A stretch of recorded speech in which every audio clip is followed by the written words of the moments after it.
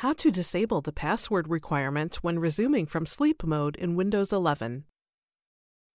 You can configure your HP computer running Windows 11 so that there is no password requirement when it resumes from sleep mode. Click on the search icon at the bottom of the screen.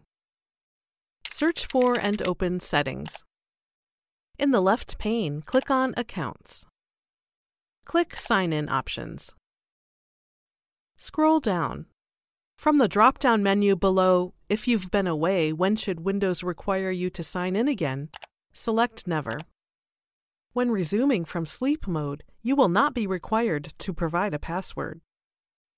Note: disabling the password requirement when resuming from sleep mode will allow other users to access your computer if left unattended. Click the Playlists tab in YouTube to find HP videos in other languages.